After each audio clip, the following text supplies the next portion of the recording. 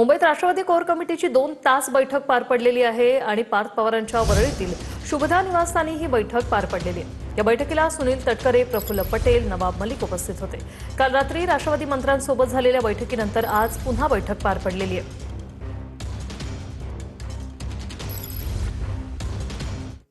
आता बातमी आहे मुंबईतून। ठाकरेंच्या सेनेच्या विशाखा राऊत यांचं जात प्रमाणपत्र रद्द। विशाखा राऊतांच्या नगरसेवक पदावर आता टांगती तलवार आहे। विशाखा राऊत यांचं नगरसेवक पद रद्द झाल्यास प्रिया सरवणकर यांना ते मिळणार का हे पाहणं महत्त्वाचं आहे। खोट्या कागदपत्रांवर विशाखा राऊतांनी दाखला मिळवला असं सदा सरवणकर यांनी म्हटलेलं आहे। तर निवडणुकीच्या 2 महिन्यांआधी जातीचा दाखला मिळवला असं प्रिया सरवणकर यांनीही म्हटलंय।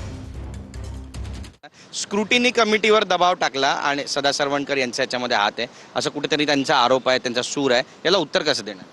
मला असं वाटतं की जात पडताळणी समिती एक स्वतंत्र अधिकार असलेली ती समिती आहे। कुठल्या राजकीय पक्षाचा हस्तक्षेप या समितीमध्ये नसतो।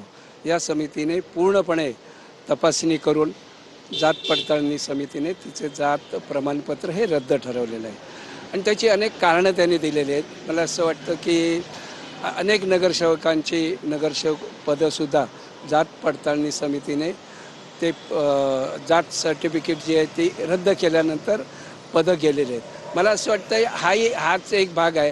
विशाखा राऊत या सूर्यवंशी क्षत्रिय समाजाच्या आहेत हे जगाला माहिती आहे।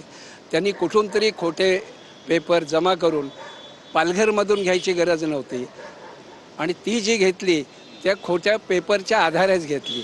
दुसरं असं आहे, जात पडताळणी समितीची ज्या वेळेला आपण मागणी करतो त्यावेळेला वडिलांचा, आजोबाचा यांचे OBC दाखले देणं आवश्यक असतं, पण तिने आज तक स्वतःच्या वडिलांचा दाखला किंवा आजोबांचा दाखला दिलेला नाही। तिने शुद्ध खोटे पेपर दाखवून हा जो दाखला मिळवलेला आहे त्याच्यावरती समितीने हा आपला निर्णय दिलेला आहे। कॅमेरा पर्सन रोहन पवारसह गिरीश गायकवाड, TV9 मराठी, मुंबई। ज्या पद्धतीने ते आरोप करतायत की सदा सरवणकर यांनी 1 आठवड्यापूर्वी सांगितलं होतं की माझी मुलगी नगरसेवक बनणार आहे आणि आता जे काही उत्तर त्या देत आहेत कसं पाहता आणि तुमची पहिली प्रतिक्रिया?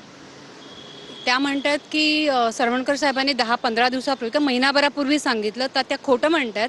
आम्ही 6 महिन्यापूर्वीपासून सांगतोय की ह्यांचा जो जातीचा दाखला आहे तो खोटा आहे आणि आम्ही केस जिंकणार। आम्हाला पूर्ण विश्वास होता, कारण की आम्हाला माहिती की त्या जातीच्या नाही आहेत आणि त्यांनी इलेक्शनच्या 2 महिने आधी पालघरला जाऊन डिसेंबर 4 तारखेला त्यांनी तो जातीचं प्रमाणपत्र मिळवलेलं आहे। त्यांच्याकडे काही 5, 10, 15 वर्षापूर्वीचं जातीचं प्रमाणपत्र नाही, तर इलेक्शनसाठी त्यांनी महिनाभराआधी डिसेंबरमध्ये त्यांना जातीचं प्रमाणपत्र त्यांनी खोट्या गोष्टी आणि खोटी कागदपत्र देऊन मिळवलं आहे। पण ते आता म्हणतात की मी कायदेशीर लढाई लढणार। तुम्ही पण कायदेशीर लढाईसाठी तयार आहात? बघा, कुठलाच चोर कधी सांगत नाही की मी चोरी केली आहे। प्रत्येक जण हेच सांगतं, पण आज आम्ही पण कायदेशीर लढाई म्हणून आम्ही कायद्यामार्फतच जातो। आम्ही उगाचच येऊन फक्त काही खोट्या गोष्टी बोलत नाही आहे, कारण की आमच्याकडे सगळे पुरावे आहेत आणि पुरावेनिशी आम्ही सिद्ध करून मग ह्या गोष्टी अहवाल आलेला आहे।